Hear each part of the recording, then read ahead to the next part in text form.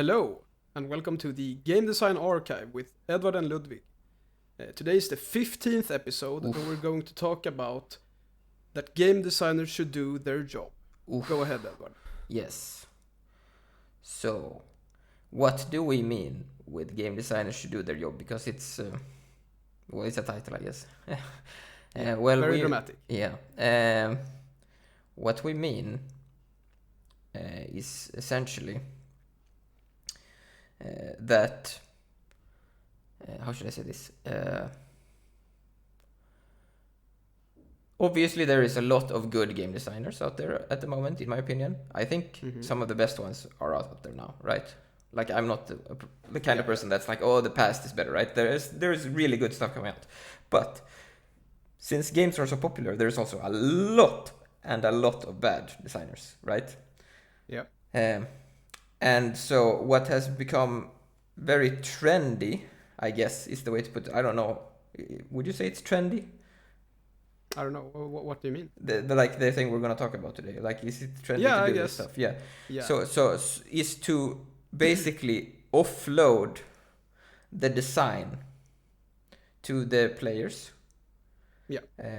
And not have a clear vision of what you're doing. So it's more like, well, you can do all these things and then you can make your own fun or whatever, right?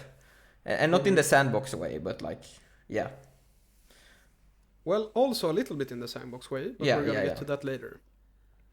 Do you want to? Yeah, so I think you hinted to a lot of things that we're going to talk about later in the episode, but I want to start with a mindset that a lot of designers have that I really, really disagree with, and I think is like a clear sign that someone is a bad designer.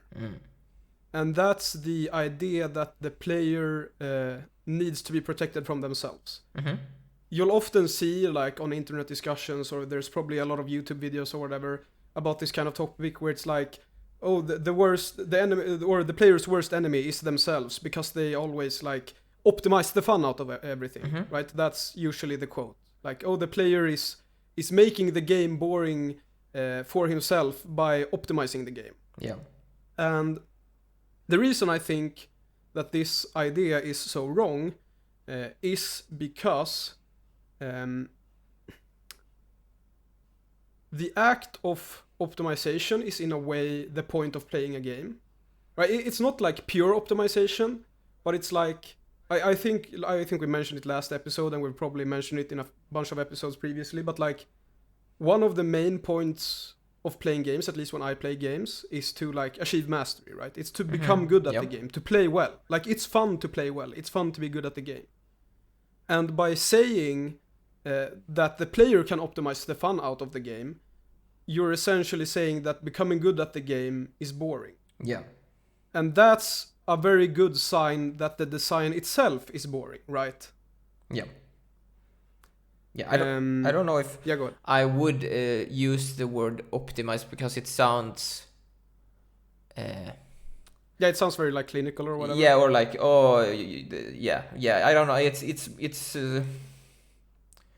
because like you said, it's like, oh, you want to master the game or whatever, but it doesn't have to be that. It's more like when you play a game, you're trying to find an optimal path through whatever the challenge is, right? And if the designer then says, well, don't do the optimal thing. Yeah. I don't know. It doesn't. Yeah, it's a very, I guess, lazy way to do design, right? Yeah. Because the problem isn't that the player is optimizing the fun out of your game. It's that you can optimize the fun out of your game, right? Yeah. It's like that's a problem with the fundamental design. Yes. And I actually have a good example of this. Yeah. And that's XCOM, the newer games. So XCOM 1, or rather, one of the problems that the developers mentioned with XCOM 1 when they made XCOM 2 was that in XCOM 1 you could play very, very passively, yeah. Or slowly, so you could like very slowly like edge up like across the map and like don't take any risks and just like engage one enemy at a time. Yes. And like you know, obviously it is a problem with the game. I think, you know, it becomes very like slow paced and safe and boring, and you're like just taking your time instead of doing interesting gameplay stuff. Yes. And so what they did for XCOM 2 was that they put a turn limit on all of the or like not all of them, but almost all of the missions. Like almost all of the missions in XCOM 2 have a turn limit, and almost none of them do in XCOM 1. I don't know if they have any, whatever. Yeah. And while I don't necessarily think that a turn limit is a bad design decision, there are interesting things or interesting consequences that come from that decision. Yeah. I do think that it's a lazy way to solve the problem of like players playing too passively, right? Because that's the thing this was supposed to solve. Yeah. And the problem is, like the actual problem is that XCOM is a game about playing passively, right? There's a bunch of RNG, and you know, your characters can die pretty quickly, like they can die in a turn, so it's not like they're very tanky. And so like the core gameplay of XCOM, you know, rewards playing passively, right? Yes. And so that's the problem with XCOM 1. And the thing is that they haven't really solved it in XCOM 2, right? It's still the same core gameplay. They just slapped a band-aid over it and said, okay, now you have a turn timer, deal with it. Yeah. And it's I guess that, so I haven't played XCOM 2. So I guess the question is then if is that what's the word? Is the passive gameplay interesting or uninteresting, right? Because if it is interesting, then the timer solves it, I think. But if it isn't interesting, then I would say they should fix that, right? Yeah. So I would say it depends, because there are a lot of games where they would benefit from timers. I guess, Yeah, like I do think that the timer does make the game more interesting, but I think it's like if the like I think that if the intended was like, to make it more aggressive, like exactly, it's not gonna do that. It's like just gonna make people exactly force people. It just makes it more stressful, I guess, in a way. It doesn't make you actually play more aggressively. It's still a game about playing passively. You just have a timer now. Yeah. And so you can't play as passively, but your goal is still to play as passively as possible. Yeah. And sort of going back to the topic, because I realize I haven't like connected it to the topic very well. The argument was that, you know, good players would optimize the fun out of the first XCOM because they played really, really passively, and that wasn't fun. That was boring. And so they added the turn timer to stop the player from quote unquote optimizing the fun out of something. Yeah. And the point that I want to make, I sort of mentioned it, but I want to make this extra clear. It's like, no, if you want to stop the player from optimizing the fun out of something, in this case, playing extremely passively, you make a game where you're discouraged from playing passively. Yeah.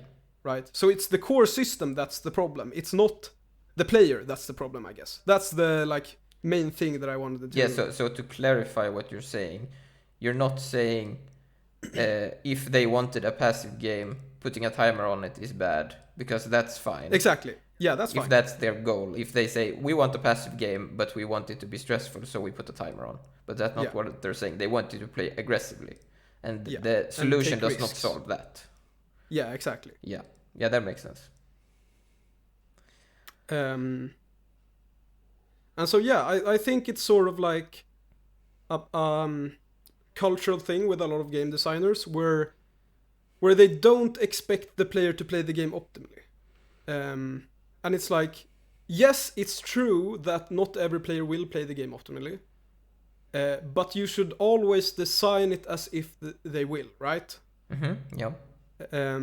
Because as I mentioned, like, being good at the game and learning the game and attaining mastery is sort of one of the most interesting parts of playing a game. And so if you're not designing the game for that part to be interesting, then the game isn't interesting. Yeah, and I guess another point to that is that a lot of these games don't take that much to break, right? It's not like, oh, it's obscure stuff. It's very obvious design flaws sometimes that creates this. I think XCOM is a pretty good example because it's very obvious very early on that like playing super passively is the right solution, like the first XCOM. Yeah, because like it's interesting with your example because I don't know if I like I think for me, again I don't play that much XCOM, but I don't mind the passive thing that much, so I would probably just lean into that more instead, right? And make it the passive part even more interesting. So like try to get rid of some of the like, because like it has fog of war, right? And so it's like you move one, you're like, okay, let's see, okay, now there's some aliens, okay, and you move like one tile, and that's like I don't know, that's not for me, right? But it's still like not being too aggressive can be interesting still, in my opinion. But then again, a lot of modern design stuff is very like fond of aggressive play, I guess. Yeah. There's not a lot of strategy or like, I mean, it's a strategy game, but like action games, it's more like click the parry button or whatever. It's not like, yeah.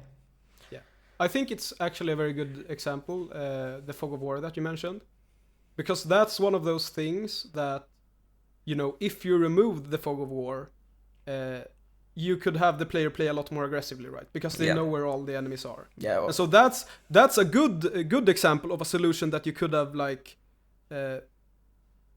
made to like make the player more aggressively. Yeah. I mean, it affects a lot of stuff, but then I am also biased towards like I don't like mechanics that obscure stuff, so I don't like fog of war.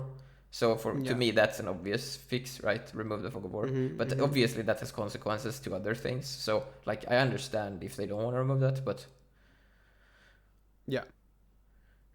I mean that this applies to other stuff, like for example health bars in games and stuff. I like having health bars on in RPGs or in action games or whatever, because I want to like, and that's not like right or wrong, it's just preference, I guess, in that case, because it's about, because there is still an interesting aspect too, like, okay, do I know how much health this has now or whatever? Like that's like a skill in and of itself, I guess.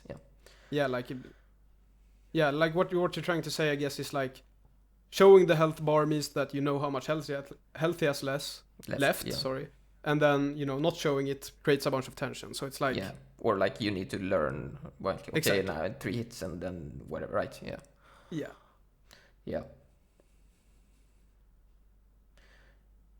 So I guess we can like with the thing you said about optimizing the fun out of the thing, right? There's an interesting point I want to bring up, which is something that designers talk about a lot, which is fun specifically. There is sort of this this is gonna sound super stupid, right? But like fun is not the word I would use to describe your goal for game design, right? Or do you disagree? No, I agree.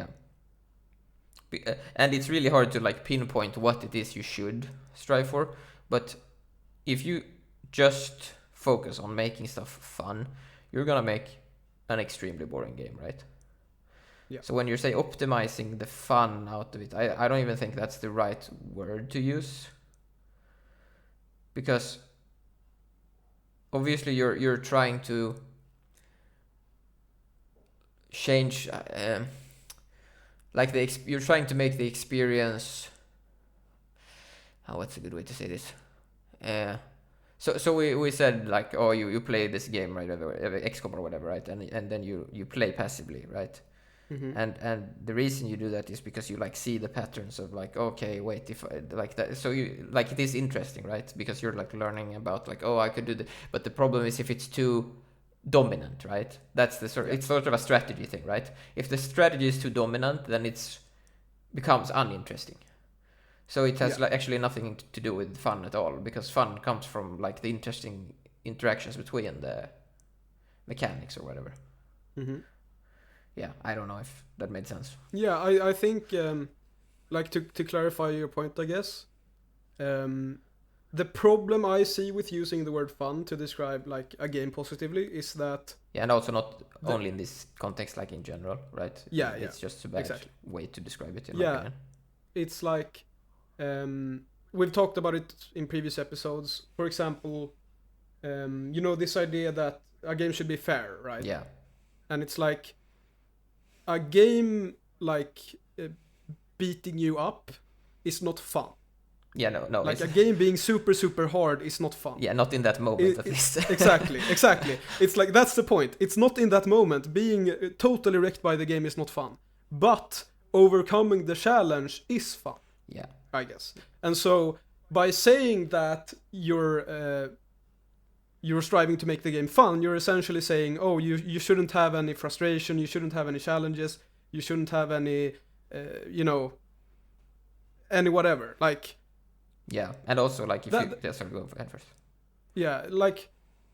That's why I prefer to use the word interesting, because, like, it's not exactly, as you said, it's kind of hard to, define. But the word interesting is, like, more fitting to me, because it's like... Yes. Oh, this enemy is super frustrating, but he does something interesting, right? Yeah. It's like, this pattern does something interesting. I need to do something weird to beat this guy, and that's interesting. Yes. Rather than fun. Yeah.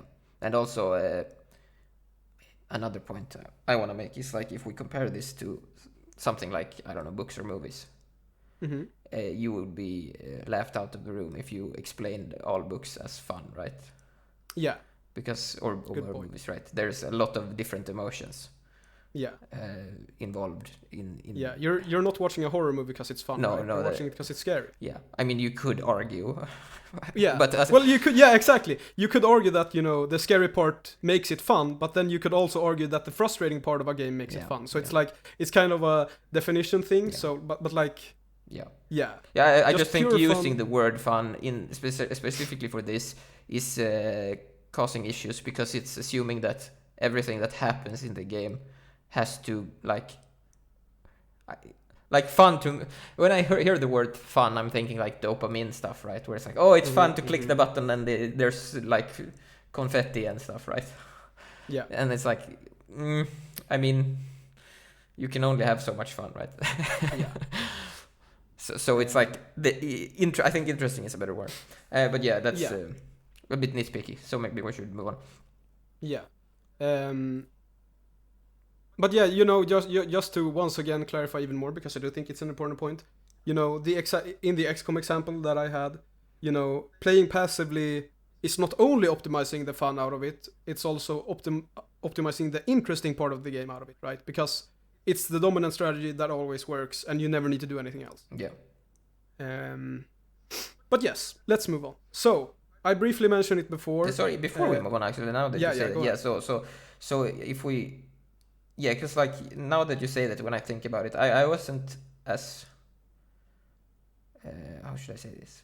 I wasn't as skeptical of it before you said it, but now that when you said it, I realized that you're kind of right, because, like, what they should have done, probably, is have, like, enemies do interesting things that, like, play around the fact that you're playing passively or something, maybe? Yeah.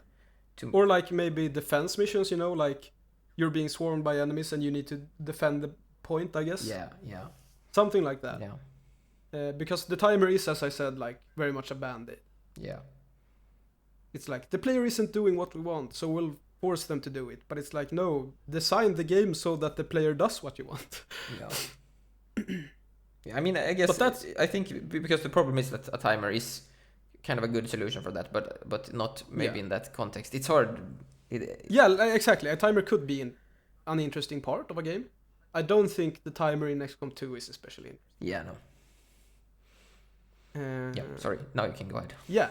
So, I mentioned it briefly before. It's like most designers, or not most designers, but a lot of bad designers say that, they tend to design games in a way where they don't expect the player to play optimally. And... I mentioned that's a problem, because, like, playing the game optimally is sort of fun, or like it's the purpose of a game in a way. Again, optimally is perhaps the wrong word, and I'll actually go on a slight tangent here about that. I like to call myself a lazy or path of least resistant gamer.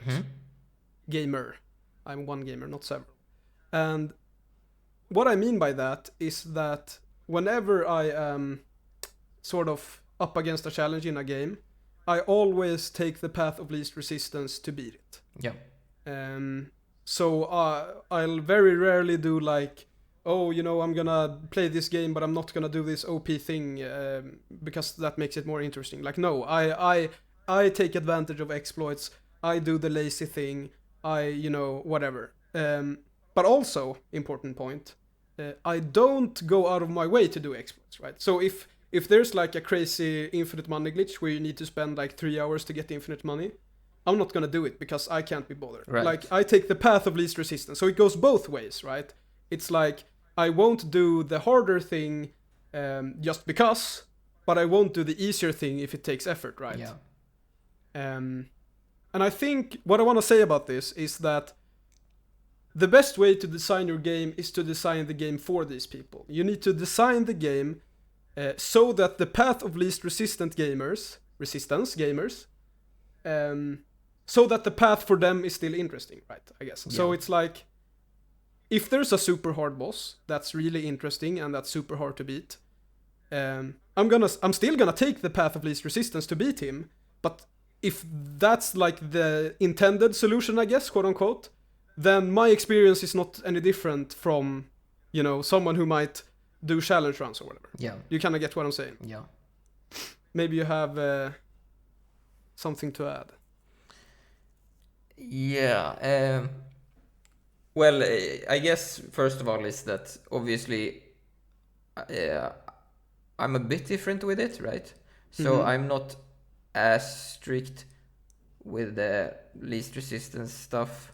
I'll do a challenge run or whatever if I feel like it, like restricting, like no leveling Dark Souls or whatever, right?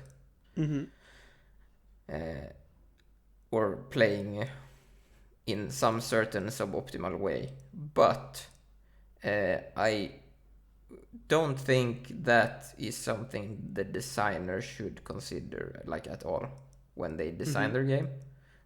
I mean, they can consider, like, can the player play the game on level 1 or whatever if they want, right? Because some games don't allow that or whatever, right? Like, can they block XP or something? Maybe if they find that interesting. But what I mean is, if, like, they shouldn't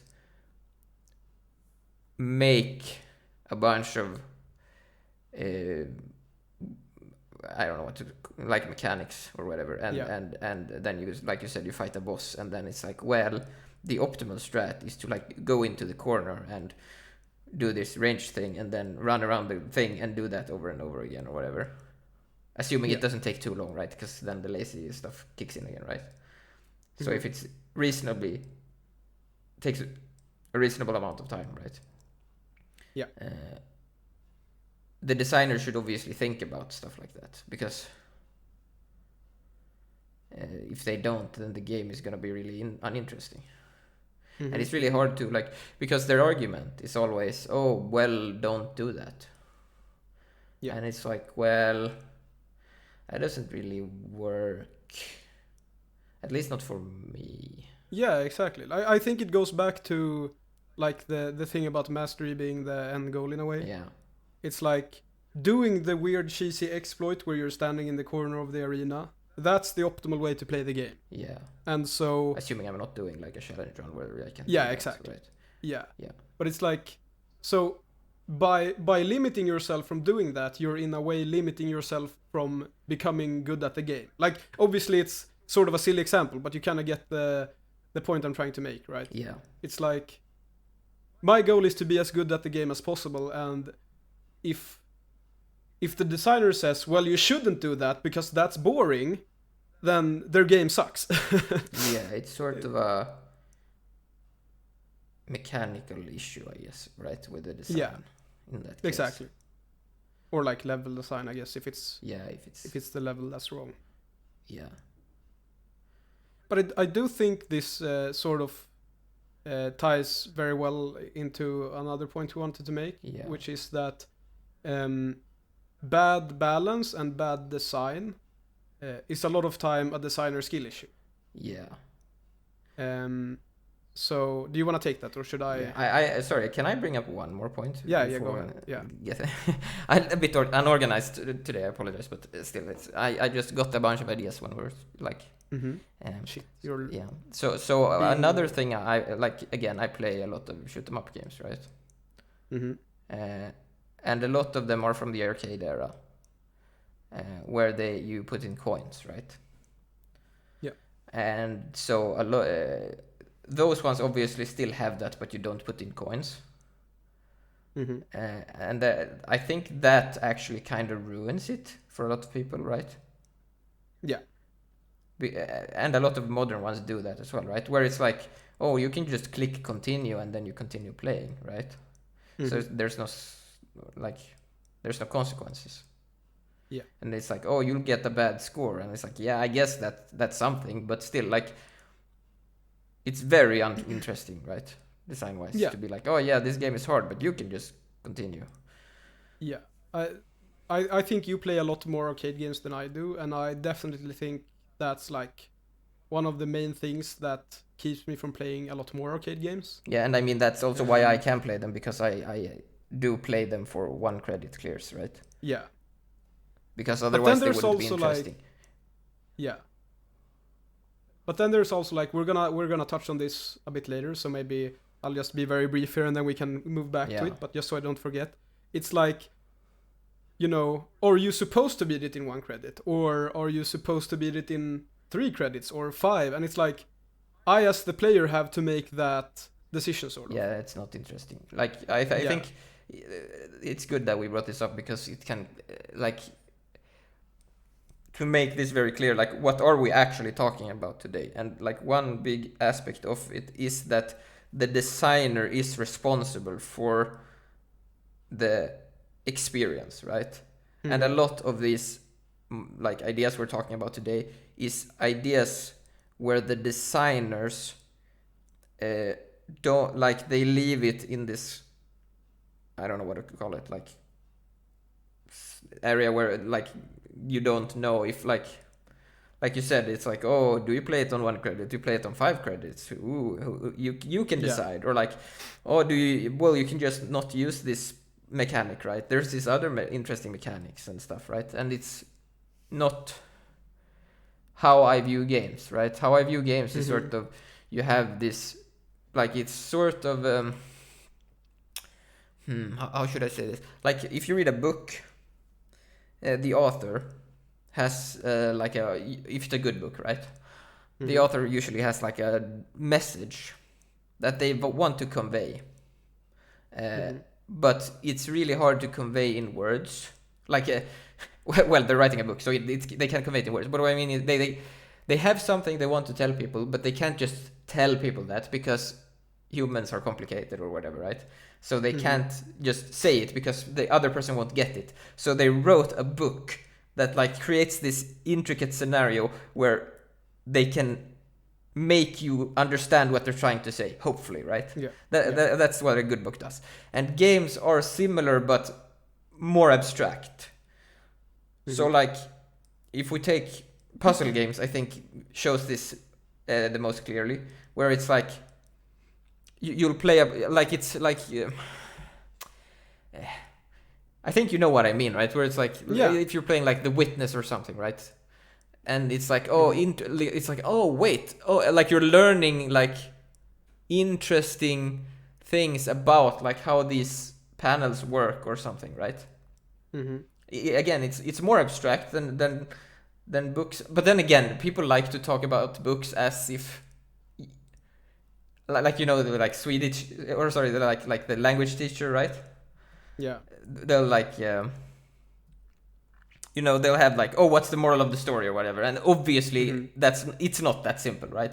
Even in the book case, it's more like there's details to what the message is, right? And like sometimes it can be kind of interpreted in many ways, etc. Yeah, exactly, and all of that, and so it's this sort of the same. But even then, I think the way games do this is more abstract, right? Because games are more mechanically oriented or whatever, so it's more about feel and stuff, and not necessarily. It can be emotions, but it's not it's not morals in the same way, I guess, right? Yeah. Yeah, that was my like off-topic rant, or not off-topic rant, but yeah, On-topic rant. on-topic rant. But yes, going back to what I was about to say before your on-topic rant. Sorry. One very important point that I think is a very large problem with designers today is that, I phrased this weirdly. Basically, what I want to say is bad balance and bad design is oftentimes a designer skill issue. And what I mean about this is that simply the designer is too bad at their own game to understand it. Yes. And I think the XCOM example does apply there, but there's also plenty of other games where it's very obvious that like the designer isn't very good at their own game. Like this hasn't been properly tested. Like this isn't understood by the designer. Yeah, they sort of have these mechanical ideas. Yeah. So first of all, just like to go from the point I just made, right? A lot of these games are not even designed through that lens, right? So it's more like, we merge fun mechanics and create fun experience or whatever. That's how they think about it a lot of the time. Or like, oh, this is gonna make us money or whatever, right? So they don't even consider the like artistic part that I just mentioned. But even in this like other space where it's like you're trying to make like just making a cool experience and not like thinking about it in that way, like what you said, definitely skill it's a huge skill issue, like huge skill issue, because you will see it. You will see devs playing, and I've worked at places where the devs are so bad at their own game, it's insane. And I don't know why they don't get good playtesters, because they always get these focus groups, right? Which is like, teenager or whatever, you know what I mean, like they're trying to find the biggest audience, and I get it, right? They want money, but they still, even in that case, you still need the mechanics ironed out or whatever. Like I've seen it happen on small scale too. It's like very obvious. It's like, there's this mechanic, but there's no reason at all for me to interact with it, so I'll just not do it. And then, like, after I played the game, they're like, oh, why didn't you use the mechanic? It's super interesting and fun. And I'm like, well, there wasn't really a point in it, right? Yeah, and I think, I think it's very important that if you design a game that you're good at it. Yeah. Because otherwise you can't identify these problems, right? Yeah. I think they also a lot of the time, especially in this, they like do this, like, I mean, I should especially in this, actually AAA do this all the time, where they do like trend chasing stuff. So they're like, Balatro is really popular, so everyone is doing card games, right? Because that will make them money or something, and they don't even like card games, right? It's very obvious that they don't. They're not creating the game because like, they find mechanics like that interesting or whatever. They're just it's like, we're making Balatro with base building. Like, what does that have to do with Balatro? I get what you're saying. It's like a lot of time when there's like a popular game, Balatro for example, obviously there are a lot of copies, but they're not like, a lot of times it's very obvious that it doesn't come from like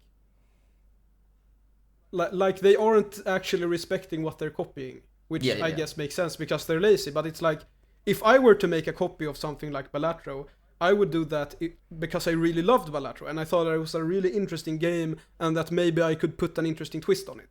But it's like very obvious that these kinds of things, like these kinds of games, aren't that way. They're just Balatro but worse. Yeah, if you look at like good examples of this, it's usually, I mean, I would say like a lot of good games are designed this way, where you will have a designer that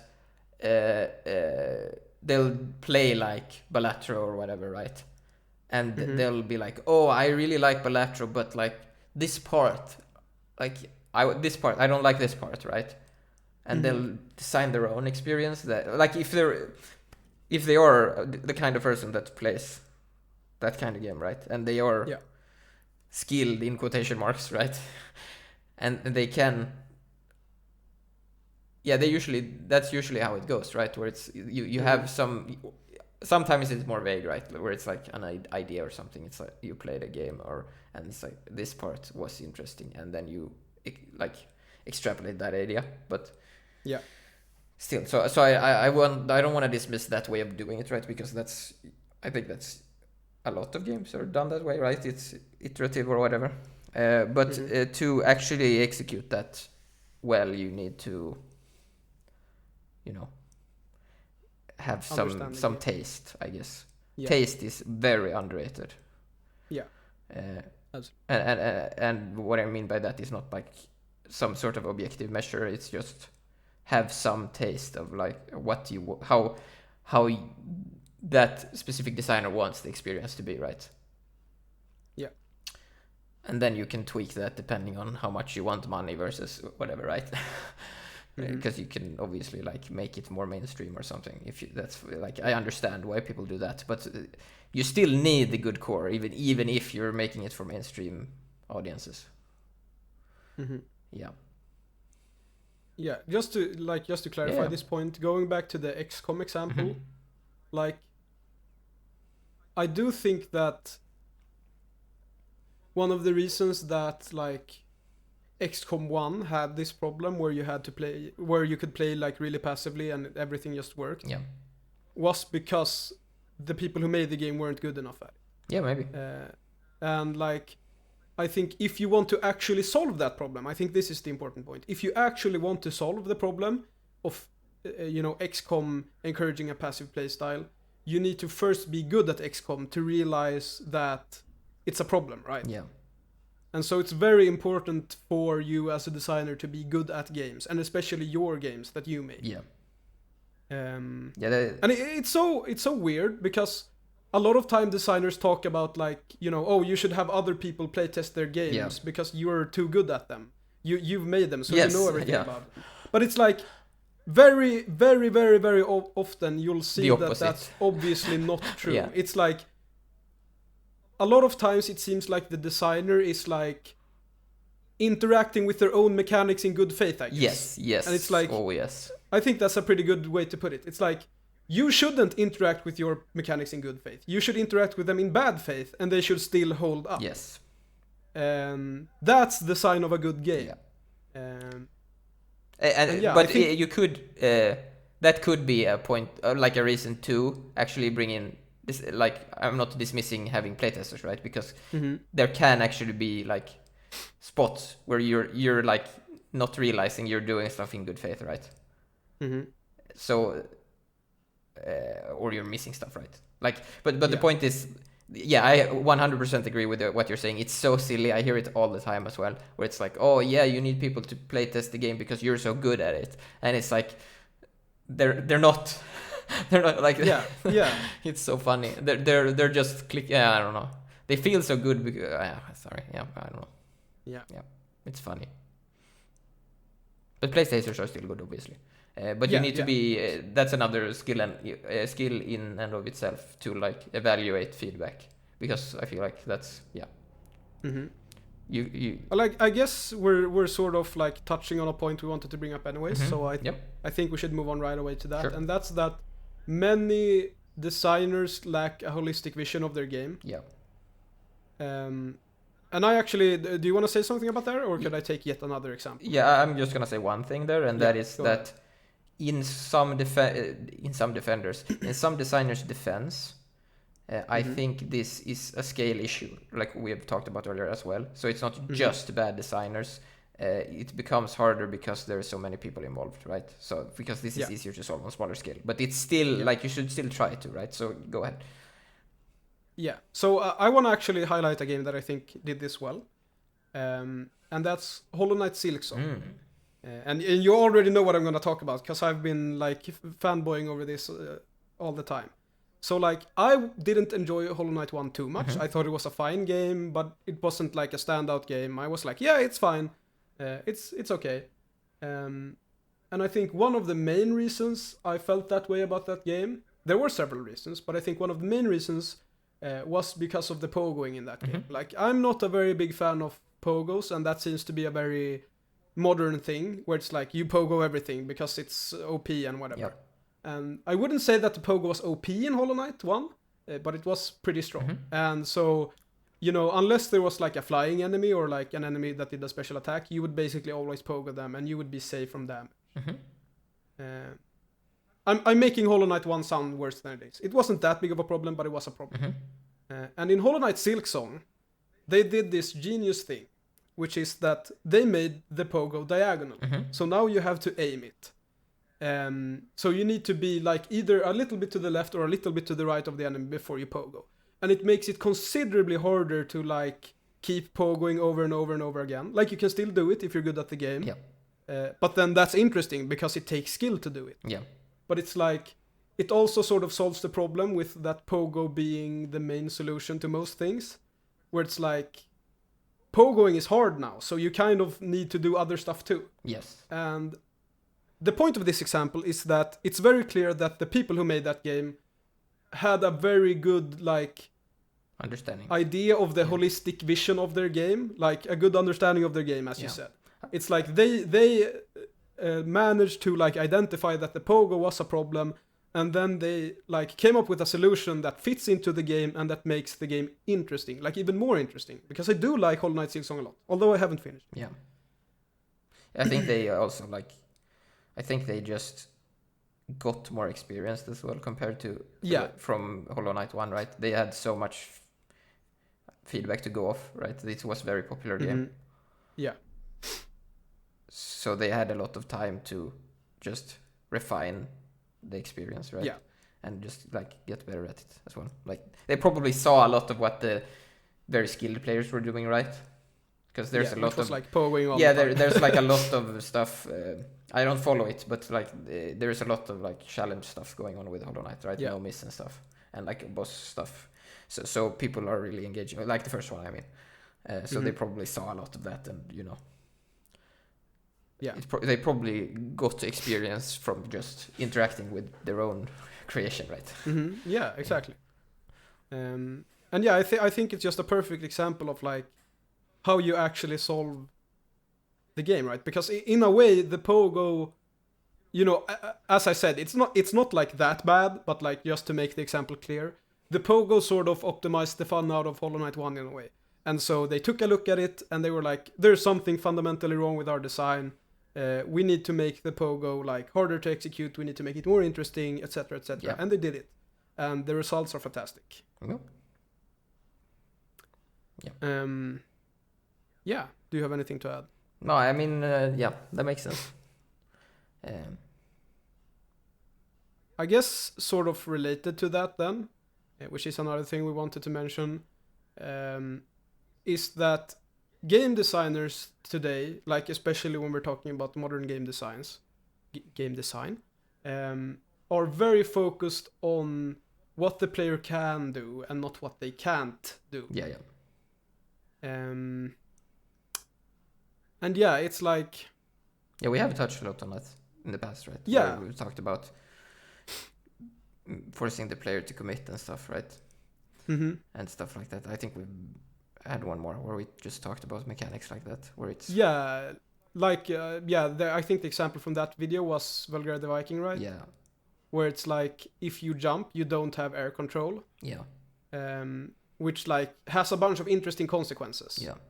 But that sort of game design is not in style right now, right? It's very much like, oh, you can do this, and you can do that, and you can do this, and then there's this mechanic, and then like, and it's like 50 billion mechanics, and it's so confusing, and there's so many mechanics, and it's like, I think it's you can also make...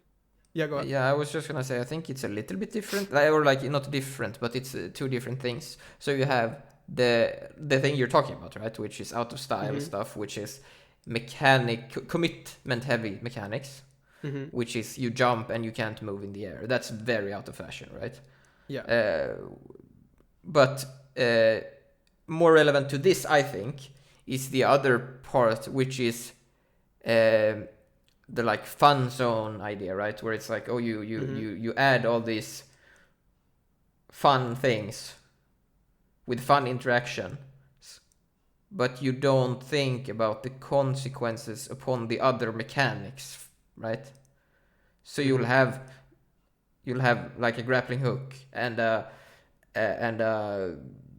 gun, a sniper rifle, and I don't know, whatever, right? You'll have 15 different ways to approach stuff.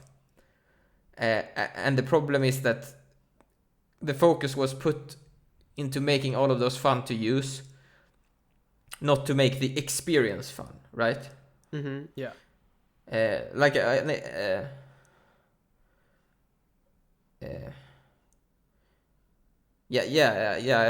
don't have another way to put it, I guess. That's how I would put it. Like it's like, they add a bunch of mechanics, and, going back to this holistic vision thing, it's like they don't have a vision of how these mechanics interact together. They just add a bunch of mechanics because they sound cool. Yeah, like the way I would say it is, or explain it is, instead of thinking, okay, how, the way I would look at, let's say we're making an action game, right? The way I would approach it is I would look at an enemy or whatever, and then the player, and then go, okay, what happens when these two engage, right? Like what interactions happen? So it's like interaction oriented, right? Whereas what we're talking about now is more like mechanically oriented, which is this. We may, like you said, you have this idea of, oh, it's fun with a grappling hook. And we're not looking at the individual scenarios, essentially, right? We're not looking at the interactions that will happen when we do play the game, except for those mechanics in isolation. And it might actually be a consequence, again, of the big teams, because, they're doing all these mechanics in parallel, and, But I don't know. Yeah, and I think it becomes very obvious when you play a game that's designed this way, because a lot of time, it's very obvious that there's one mechanic that's always the best, and so you just end up using that, and then oh yeah, there's this super cool grappling hook, jump kick, flip thing you can do, but you never do it because it's not as good as just shooting. For example, and that's something you see a lot in modern games. So it's try to look at the bigger picture, how does it interact with everything else? When can I use this? When can I not use it? Etc. etc. It's it's not only this is cool and this has cool consequences and interactions, because it needs to also fit in the game and whatever the game is trying to say, I guess, if we're going back to the book thing. Yeah, and I guess I can bring up Doom. I haven't played Doom, right? Dark Ages or whatever. But these games, from my understanding of just looking at them, they sort of understand this actually. So what they are trying to do, I'm not sure if they're succeeding, right? Then there's other bad stuff that we're going to talk about later. But their design philosophy seems to actually sort of be that you have this experience, right? I'm explaining this poorly. You do, they're very focused on fun, right? And always being in the action and whatever, and that might not be perfect or whatever, but it's still in the right direction and it's still interesting. But the main point is that they're trying to go no, you do this thing you do, maybe you can do it in some ways, but it's very focused.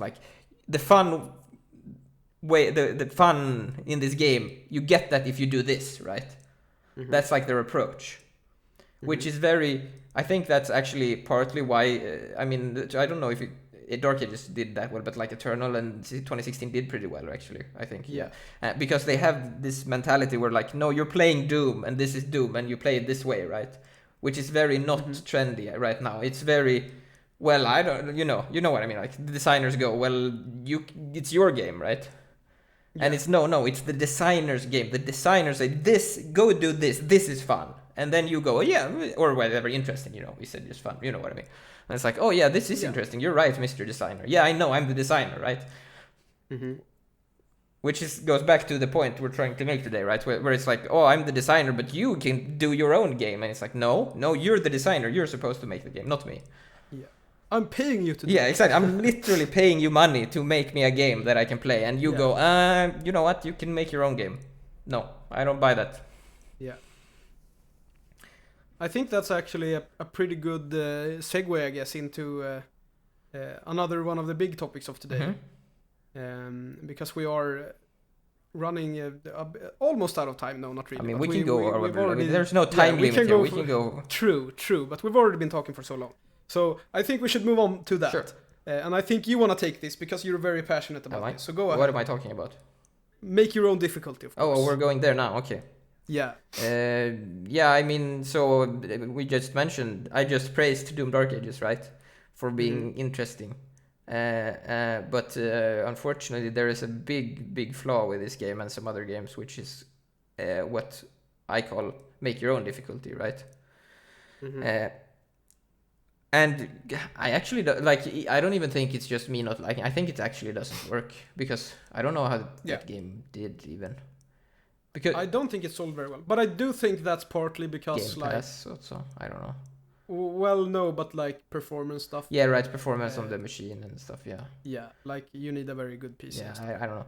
Yeah, there can be a lot of things, so it might not just be this, but this make your own difficulty thing, there's a couple of games that I've tried it in the past, right? And it just, it's really hard to articulate why it doesn't work.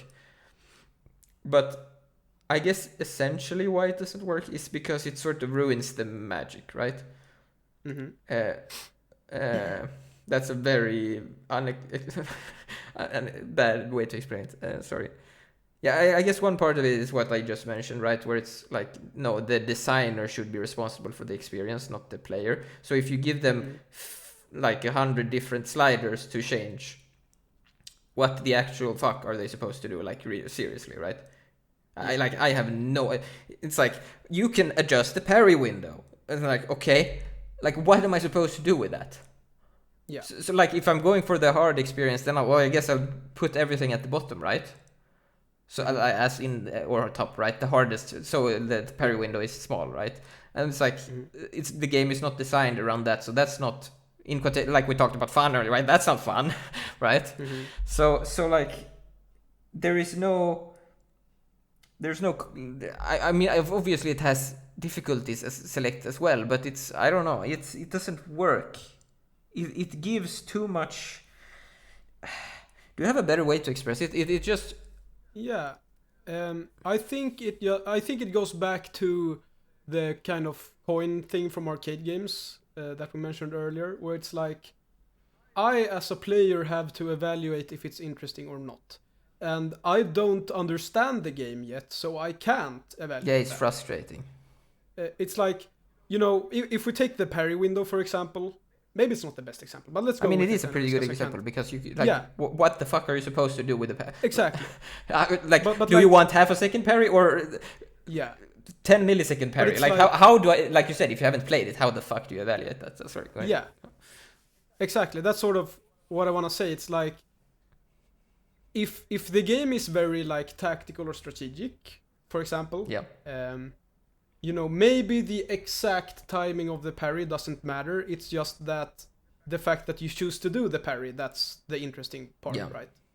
But like if you're playing a very like reaction-based game, very Twitch-based, you know, parry everything perfectly, whatever, or a rhythm game or something, you want the parry timer to be very tight, right? You want a very short time to parry. And so, like, by asking me when I play the game for the first time, do you want a long or a short parry window? It's like, well, I don't know because I don't know what this game is trying to do, right? Is it the act of choosing the parry that's interesting, or is it the timing of the parry that's interesting? Yeah. And I don't know that. I haven't played the game. And so, like, offloading that to the player is, you know, the game designer not doing their job. Yeah. The game designer should decide that. Yeah. It doesn't matter if I think the parry timer should be long or short. Like, I don't know because I don't understand the game yet. Yeah, and I guess it also like undermines whatever experience they have created, right? Because if you, let's say you can make it impossible to parry, then you're not gonna parry, and maybe the game was about parrying or whatever. Yeah. I mean, I guess then it's a no parry challenge or whatever. But I don't know. Mhm. It just yeah, yeah. Sorry, you can go ahead with a point. I have a point I want to make, I guess, after that. So you can go ahead first. Yeah, you can go ahead. Or is it related to this? Yeah, or? it is related to this. But like, yeah. When you said that I don't know thing, it made me remember like at some point I think you were really into Metro, right? Mm-hmm. And Not anymore, yeah, to clarify. yeah, that's fine. But like I was, so I was gonna shake. There was more people I think that was like, oh, you should play it. And I was like, okay, cool, I'll play this game.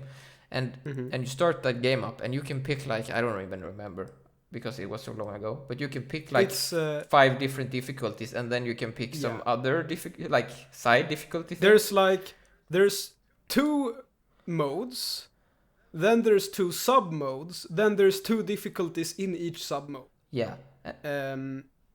Yeah, go ahead. Yeah, no, and then you go. So then you just go, okay, I have no clue, and then you ask someone. I'll ask you, and you're like, yeah, you just do this, and I'm like, okay, but then I'll to like make sure I'll like Google around, right?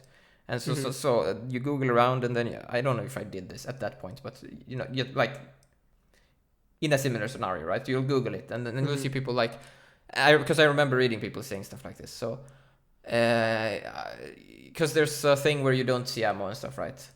So there would be some people like, oh no, don't bother with that. Just put it on the hardest difficulty. That's the intended experience, right? And then other people were like, no, put it on normal, but with the realistic thing. That's the intended experience, right? It's like, holy crap! Like, what am I supposed to do with that, right? How do I like? I want the intended experience or whatever that means, right? I don't even. Yeah. And it's so hard when you have all these weird options, and then you could argue, well, like. In that case, it's bad, but in Doom's case, you could argue, well, don't touch the sliders if you want the intended experience. But I don't know. The problem with a make your own difficulty challenge is that it's not an interesting challenge. So if you have difficulty modes, let's say there's a normal and like challenge mode or whatever, right? So you'll play normal, that's the intended experience, and then there's a harder mode or something, right? That mode is designed still, right? It's like this is if you really liked the intended experience, here is a harder and still interesting version of that, right? It's not just a bunch of things you can tweak to make your own game, right? That's not interesting. Yeah, it's really it's I don't know. I have another example actually, and that I play a lot of RPGs. I say this all the time, and it's like I don't really play a lot of modern RPGs. Yeah. Because I think they suck generally. They're too long, especially. Yes, that's also a big problem. But it's very, very, very modern in RPGs to have a bunch of these like difficulty slider things where you can choose everything. So you can like the example I have for today is Pathfinder Kingmaker, the first like Pathfinder game, not the newest one. And in that game, I haven't played the newest one. It might have all these things too, but I played like 10 hours of the first one and then I gave up because I didn't like it. Anyways, it has a bunch of difficulty sliders. So you can like literally, there's like literally sliders for like, the enemy has between 50 and 150% HP. And you have between 50 and 150% HP. And like fire does 50% more damage. And it's like ridiculous sliders for everything like that. And going back to what I said, it's like, I have no clue what makes this game interesting. And going back even further to the thing we talked about, fun versus interesting, right? Yeah. It's like, most players in this make your own difficulty scenario, they're gonna be like, okay, I'll just put everything on normal, I guess. And then when they play the game, they're like, oh fuck, I'm really struggling with fire damage in this game. Like, it seems really unbalanced. So I'll turn down fire damage. Yes. But like maybe the point of the game is that the fire damage is really hard and a really big problem, right? So it's like having the player evaluate that ruins the game because, going back to what I said, I don't understand the game until I've played it a bunch. Yeah. And so making me evaluate, fire damage is a central part of the game, or like fire damage is just an unbalanced design oversight. Yeah. It's like I can't make that decision until I finish the game. For sure. Maybe even like 2 or 3 times. And so like offloading that to me is just lazy and stupid and you're incompetent. Right, but It's like you decide. Yeah, go ahead. No, I was just so it is very obvious in that case, right, up front. But it still doesn't work. Like I feel like we need to articulate better, like why it doesn't work even after 10 playthroughs, right? That's the sort of thing here, right? Because like it's super obvious first time because you have like what are you supposed to do with all this crap? But let's say you actually know how all this crap works. Yeah, to me it's still not interesting, right? Yeah. That's the sort of like. Do you have any like? I mean, I guess like. I don't know, maybe I'm wrong, but I feel like the argument still holds. It's like, if I've played the game 10 times, and I am of the opinion that fire damage is OP and broken and garbage, like, that doesn't matter. That's the game, right? And I shouldn't have the... It's not only that I shouldn't have the responsibility to choose whether it's a part of the game or not. It's that, like, if something is a part of the game, I shouldn't have the authority to, like, say no, in a way. Right. Does that make sense? Sort of. It's like, if I don't like the fire mechanic, I don't like the fire mechanic. I don't want to turn it off. Yeah. I guess. Yeah. Maybe I'm not making the best point here, but it's like, because once again it goes back to the fun versus interesting part, right? You know, just because I don't find it fun doesn't mean that it's uninteresting. And so giving me the option to turn, because that's the argument, right? You have these options so that you can turn off things you find fun and turn up things if you find that fun.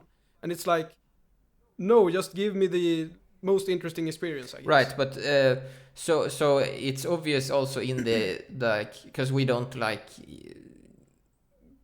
we like to experience the intended experience. So turning stuff off, right? That doesn't make sense at all. But I mean, even for turning on, it doesn't make sense, right? So like, and I think I can try to make sort of an argument here because I think I kind of have an idea of why it doesn't work. So, the idea from the designer's perspective is, right, you'll create your own experience. How should I say this? So if you have a challenging mode, right, it's a handcrafted experience from the developer. The developer says, here you go, here is what you found interesting about the game, but even more so, right? When you give the player a bunch of random sliders, so they can basically make all mechanics bad and impossible to double, like 3 times the health on all enemies, no parry window, whatever, right? So like it's not fun to play. It's still, even though the designers are saying, well, you can tweak this however you want, it is still technically the developer saying, like, here is the limits, right? Yeah. And so that's a very good point. People will push it to that limit, and it will create a very uninteresting experience. Unless those sliders are actually interesting, but they never are because they're like tweaking health and stuff, right? And also I don't even know, like, tweaking like parry windows and dodge windows is not even like, I think that just feels bad in general. Like, some games have tried stuff like that, and it's something about tweaking timing stuff. It never feels good. I don't know why. I mean, we've also like neglected to mention another very obvious point, which maybe doesn't matter as much if it's like someone who's good at the game, but it's that, having these sliders makes it almost impossible to balance, right? Because like if we take the parry window, for example, it's like, if the game throws 100 parries at you in like 10 seconds, then maybe you should have a bit of a nicer parry window. Whereas if you only have one parry every 30 seconds, maybe you should be very punishing if you miss the parry or something like that, And it's like, maybe that was a bad example. But like, you get what I'm trying to say, right? You can't balance the game with that in mind because changing the parry window changes so much. Right, but like you could argue that, well, then since you played it, because we're taking right now, we're a player, we've played this game 100 times, and we want a more challenging experience, right? And so what these sliders technically do is give us the freedom to create that experience. Yeah. But it doesn't work in practice. It's obvious that it doesn't work because no one is engaging with this stuff in the games that have it. Yeah. Well, maybe, I don't know. Well, at least from what I've seen, actually. Okay. But I don't know. Maybe people really love. Yeah. I don't think they do. And I guess. Yeah, I don't know. Because I think they're just giving too much. I don't want to say power to the player, but like, again, it goes back to the handcrafted stuff, I guess. Yeah. Like, I think that the main problem, like if we're talking about someone who's good at the game, is that it's not the intended experience. I don't think it's too much of a problem that like someone who's really good at Doom: The Dark Ages can fiddle with a parry window. Like, it doesn't matter that much. But the problem is that's gonna be like, the goalpost is gonna be there, right? It's gonna be like, well, you didn't beat exactly. Doom: The Dark Ages if you didn't put all the sliders at the bottom, or whatever. And then it's like not fun at all because it's not designed at all. That's the problem. Yeah, that I agree. But it's like, I'm perhaps thinking more about like, you know, the self-imposed challenge part of it. It's like, but then again, you could just do a self-imposed challenge. Yeah. Right? Yeah, I don't know. Yeah. I think the main, obviously it's still a problem, you know, as you said, with experienced people having access to these sliders. But I do think that the main big problem, like I could see the merit in having these sliders for someone who's good at the game. The problem with having that is that you also have the sliders for people who don't understand the game, and then you just ruin the game completely. Yeah. So you're saying it's bad for the new players, and that's the issue mostly. Mostly, yes. Yeah, I mean, it's definitely the off-putting, right? Yeah, I agree with that. Yeah. And like catering to the experienced players in this way. I mean, let's be real, that's not why they put it in. They put it in for the... exactly. Like, the reason is because the new players can turn stuff down. But it's like, there's just something about it that completely ruins it for me. Like, if I see that, I just turn off the game because I can't be bothered. It's like, okay... Yeah, it does. Like, it's a sign of a bad game because, like, the designers didn't want to do their job. So I'm like, okay, they didn't put in any effort into this. They didn't put any effort into the balancing. So I'm not going to put effort into playing it. It's sort of a confidence thing, I guess, because it's like... Yeah. Like, I think that is partly why people are so drawn to stuff like Dark Souls, where it's like, no, fuck you, this is the game. You play my game, right? And that's like, it shows confidence in the designers. Like, they know, no, you can do this. You can go do this. This is what you're doing. No easy mode, no sliders, no hard mode. This is what you're doing, okay?